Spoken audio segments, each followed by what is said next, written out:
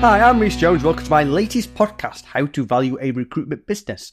The reason why I'm doing it today is I've done a few podcasts on how to grow a business to sell, how to sell a recruitment business. So on that subject, I tend to get quite a few messages from people who say, I've got a recruitment business, I'd like to sell it. Can you help me, please? But unfortunately, I don't do that. What I do is I build businesses so you can sell them. What I don't do is sell them. The people who do that are corporate financiers. I'm not a corporate financier. However, what I can do is do a podcast to explain how you can value a recruitment business. Now, it's a bit more sophisticated for the sort of people that are likely to message me, because the people that message me tend to be more SME business owners. Because if you are the owner of a large recruitment business that is turning over in excess of £1 million EBITDA profit, EBITDA stands for earnings before interest, taxes, depreciation and amortization, which basically to you and me is profit before corporation tax. So if it's more than £1 million profit, then you should be able to talk to a corporate financer. You probably know what you're doing anyway. You might have had some solicitor approaches, so you don't necessarily need my help. So the sort of people that contact me are SME business owners and micro business owners, and that is a little bit more difficult to value. So let me explain.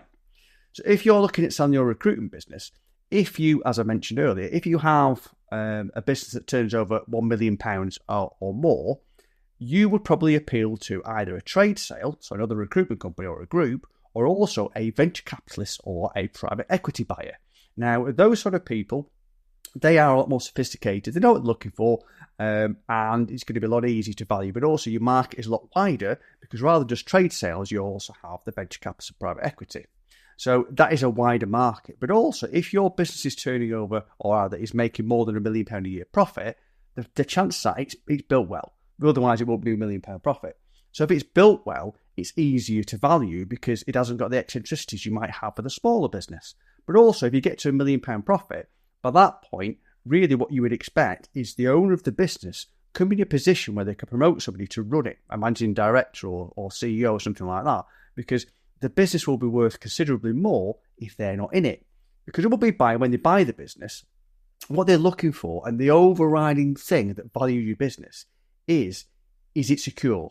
Because what people are looking to, if they're going to spend a significant amount of money, so if it's £1 million profit, you can be looking at anything from £4 million to £60 million worth of business, if it's a contract business, is they want something that they know is secure. Because recruitment business has a lot of aspects that value it. There's things like branding, database marketing, all that kind of stuff. However, you're buying people, because recruitment business is full of people. That's what it is. It's through recruitment consultants. Now, the thing is, recruitment consultants are transient by nature. So they can go and join another recruitment company tomorrow. So what you haven't got within your business, you're not like Apple, where you've got an iPhone and people work there because they've got this specific thing. Is your recruitment business. You've got a phone, you've got your computer, you've got your chair. There's nothing magical about that. So what they don't want is a situation where people could move en masse. The bigger the business, the less chance people are going to move en masse. Obviously, if you have a smaller business, then that is a bit more risky. So what people value in buying a recruitment business is something that is secure. Now, I've covered this in some of my previous podcasts about how you value recruitment business and the things that make it secure. Now, things like having low staff attrition, if you have a good brand in the marketplace, if you have things like decent marketing, decent CRM, if you have your clients spread nicely rather than all your eggs in one basket, if you have a strong management team, all these sort of things make the business more secure, and that's what adds the value. So when you come to valuing a business of, say, £1 million plus, all that should hopefully be in place. Now, the sort of people that contact me are the people that are further down there. So maybe people that have got £500,000 profit business. Now, what I'd like to say at this point is, if you have a business that is making £500,000 a year profit, you'll be able to use a good corporate financier to market your business out there, try and find a suitable buyer. If it's less than £500,000, then you're probably going to struggle to get a good corporate financier to work on it. The reason being is they charge a fee based on the value of the sale. So if the business is less than £500,000, they're probably not going to see the sufficient value in it for them to take on board this sale. Now, the thing is, the difference with the corporate financier is it's not they just advertise or they take it to market and sell it. They take you through the process. Now, trust me, I've been there. The process is fucking complicated and fucking hard work, and you want somebody who knows their shit to hold your hand and walk you through it, which is why you want a good corporate financier. If your business is making less than £500,000 profit, then there are businesses out there, and I don't want to slang them off, but they will take it on, but they're more of a marketing business, and they're less likely to walk you through the process. But also added to that, if your business is making less than £500,000 profit, then it's about finding the right buyer. Because if your business is making less than £500,000 profit, it's going to be a lot smaller, so therefore it's less secure, isn't it? So there's got to be a reason why somebody wants to buy it, and it probably will be a strategic reason why they want to buy it. It might be they want to get into that market. It might be they want an international business, but it's going to be harder to find because you're looking for a specific type of buyer who wants your business. So at that sort of level, the varies can value a lot more. Now, just to touch on the valuations, if you look at a perm business, you're looking at, say, 4 times EBITDA, which is earnings for interest, tax and emoluments. Remembered it now. If you look at a contract business, it's more sort of 8 to 12. Now, if it's somewhere in between, obviously contract part perm, then it's in between. Now, those sort of ratios are seen as a good bar for what your business is worth. Now, where that changes, if your business is much, much bigger, you're likely to get a better multiple than that. So if it's just a perm business, if it's, let's say, £500,000, £1 million profit, might be 4 times. But if it's making £20 million profit, you might get 5, 6 or 7 times. Again, because it's a lot more secure. And this is where the private equity, so venture capitalists come in. Because what they'll do is, because obviously their job as a private equity venture capitalist is tend to buy businesses and try and sell them for more. Now, one of the strategies that quite often they will use is they'll buy a business and they'll say I'll buy it 4 times. And they'll buy lots of other businesses at 4 times and they'll add them all together. When they add them all together, rather than being lots of businesses, say, making £1 million, that sort of bracket, add them all together, £100 million, it's then worth 6 or 7 times. So all those businesses have gone up by about 50%, and that's what they do. So if you're in that £1 million plus bracket, then you can appeal to the venture capitalist. Now, the thing that is also a critical thing, if it's a venture capitalist or a private equity or even a trade buyer that's looking to add that business to an existing business or a group that's been undervalued, is culture. It's a culture fit. Because what they'll need is they'll need a business they're buying that's going to fit the group or the other business they're going to join it to. So let's say, for example, you've got one business that's quite corporate, they're working 8 till 6, they wear suits, they all work from the office, that kind of thing. And then you've got another business, and it's completely different. It's all flexible work. People turns up in jeans and t-shirt or shorts or whatever, and it's a different culture altogether. Now, how long do you think it's going to last when you join these two businesses together before, let's say, the bigger business is the corporate, the smaller business is the more, laid back, sort of flexible working one? Those sort of people aren't going to fit into that, are they? So it's not a secure then, is it? So a would-be buyer will look at it and go, okay, the culture fit isn't right. That is going to make it insecure, so I'm not going to buy it. So the culture fit is very important when you look at evaluation. The other thing that matters about evaluation is, rather than it just being about profit, it's about what trajectory is the business on. So let's say, for example, it's been making £1 million profit, and gradually over 5 years, it's now £500,000 profit. Do you think that's going to be as desirable as a business that is maybe making £500,000 profit, but the previous 3 years it's gone 200,000, 300,000, 400,000, £500,000 profit? So it's going somewhere. So the trajectory, that makes a difference as well. Is it that kind of prospect where you think it's going to carry on growing? The other thing that matters is when you're doing your valuation, rather, and again, it's another thing that people forget. They go, all right, my business is turning over £500,000 profit. Okay, so when you leave, somebody's going to have to do your job. How much are you going to have to pay them? Now, the thing is, if you're going to pay somebody to run that kind of business, you might be, say, 100 grand, 150 grand to pay somebody to run that business. So that then takes the £500,000 down to, say, 400,000 or 350. So if you look at it 4 times profit, that's a massive difference. That really takes the valuation down. And that's one of the things that people tend to forget is whether they need to get replaced. Now, if you're smart and you've got to the situation where you virtually exited the business and you've got somebody running it for you, then okay, that doesn't really matter. But it's something that people do tend to forget is you've got to take that seller off the valuation. So anyway, when you're looking to sell a business, like I say, you need a corporate financier to come in and they look at the value of the business. Now, what they'll do is when they market the business, they put something together called an information memorandum, which is quite difficult to say, but I managed to do it first time, so I'm really pleased about that. And what it goes into great detail about the business in more of a data form. So they can give a pack to would-be buyers that explains in detail, the staff attrition, the numbers, it goes back to the accounts the last 5 years. I mean, I went through it, and honestly, I can't tell you what's in it because I can't remember, but I know it took about 3 months to put together, and it was bloody horrible.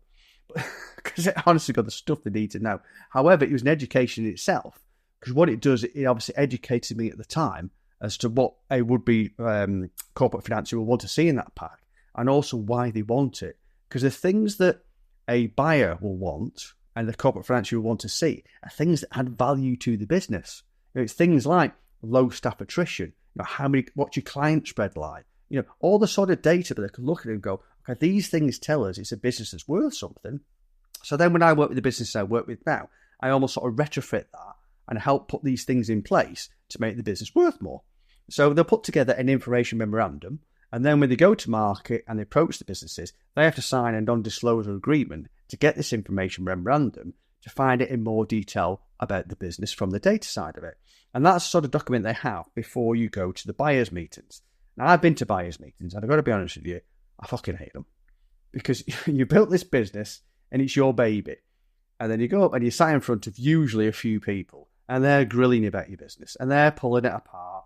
And it just feels like almost like you've gone back to school. But this is a business. It's your baby. You built it, and it's not fun in those sort of meetings. Now, I've got to say, my business wasn't a £100 million profit business, so I think further up the food chain it's slightly different. But nevertheless, there's still not a great deal of fun, and you do get some tire kickers. Some chances that are wanting to meet you to find out about your business because they want to find out about the business. So, those sort of meetings can't be a lot of fun.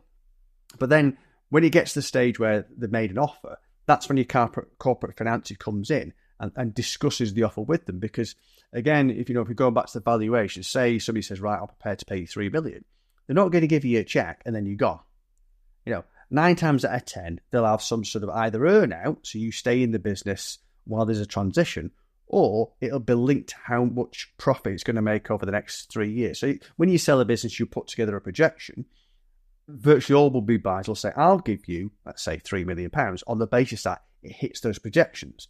If it doesn't hit those projections, I'll pay you half or less or whatever. So there'll be some sort of negotiation there about what you're actually going to get. So when I get people that approach me and saying, okay, I've built a business and I want to sell it, Reece, can you help me? And I say, well, I can't, but I can put you in touch with the corporate financier. What I tend to do is ask a few questions to find out if it's actually worth passing on to a corporate financier. Because if the business, like I say, maybe it's got 10 staff, it's making 350 grand profit, and I say to the person who wants to sell it, do you still bill? Oh yeah, I still bill. So how much do you bill? Oh yeah, I bill 150 grand. Okay, and you still run the business? Yeah. So you take 150 grand off that, and then you got to spend 100 grand to get somebody in to do your job. So they might be making 150 grand profit. Okay, well, who's going to buy that? And it's not as easy as people think, valuing a business and selling it, because it's not quite often worth what you think it is. And this is why I wanted to do this podcast, is to explain how you value a business, and more specifically, if you go further down towards the SMA style, because that's when it is a bit more difficult to value the business, and it's a bit more difficult to find somebody who wants to buy it. And also, if it's at that level, it's likely to be a trade sale, so there's a big culture match that goes with it. So that's when it becomes, again, you come into the sort of beauty parade when you go into the buyers' meetings, and there's all about a culture fit. Because I had a situation where I went to a buyers' meeting myself, and my business partner at the time went to the buyers' meeting, and I had on, not being flash, but I was into looking the part, because one of the businesses, we had two businesses, was an executive search business. So I had a Savile suit on, cost me £3,000, really nice 3-piece grey suit, but I didn't have a shirt on.